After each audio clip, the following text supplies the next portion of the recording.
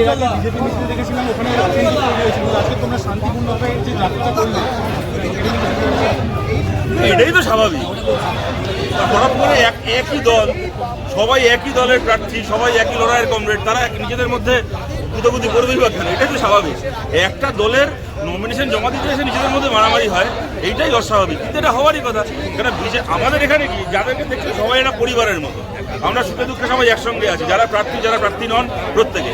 আর BJP কি, আজ CPM থেকে এসছে, ও তৃণমূল থেকে এসছে, ও কংগ্রেস থেকে এসছে, ও মিডিয়ায় গতকাল তো সাংবাদিক ছিল, আজকে বিজেপি হয়ে গেছে, সে যাচ্ছিল আজকে বিজেপি হয়ে গেছে।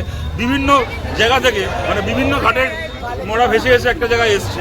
সুতরাং তারা কেউ একে অপরকে চেনে না, তাদের সাথে কারোর কোনো আর্থিক যোগাযোগ নেই, সম্পর্ক নেই, পুরোটাই স্বার্থের জন্য গুদাগুদি।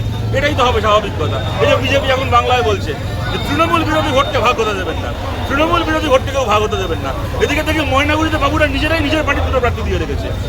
নিজেদের পার্টির একটা কেন্দ্রে একটা পার্টির দুটো প্রার্থী, তারা নিজের পার্টির ভোটকে দুভাগ করে দেয়, তারা আবার বলে তৃণমূল বিরোধী ভোটকে বাংলার মানুষ ভাগ হতে দেবেন না। সুতরাং এদের তো এটাই হওয়ার কথা, এটাই হচ্ছে। এইটা কি শিক্ষার অভাব বলে মনে করো? এবার আমি ওইভাবে বলতে চাই না, শিক্ষার অভাবটা না, যে মানুষ শিক্ষিত নন তার দোষ নয়। আমাদের মতো এরকম একটা গরিব দেশে না অনেক মানুষ শিক্ষিত হতে পারেন না, তারা এই সুযোগটা পান না বলে। সুতরাং অশিক্ষাকে কখনোই আমরা কোনো অপরাধ মনে করি না, ওটা একটা সামাজিক একটা অভিশাপ, যার জন্য রাষ্ট্র দায়ী, যার জন্য ব্যবস্থা দায়ী, আমাদেরকে তার বিরুদ্ধে লড়তে হবে। এইটা হচ্ছে সৎ উদ্দেশ্যের অভাব।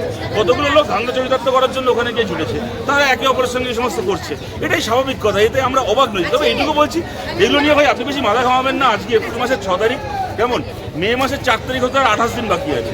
28 দিন পরে পশ্চিমবঙ্গে বিজেপি বলে কত কিছু থাকবে না, আপনাকেও আর কষ্ট করে বিজেপি নিয়ে প্রশ্ন করতে হবে না। এই ভোটটাই আগামী বহু বছরের জন্য পশ্চিমবাংলায় বিজেপির শেষ ভোট।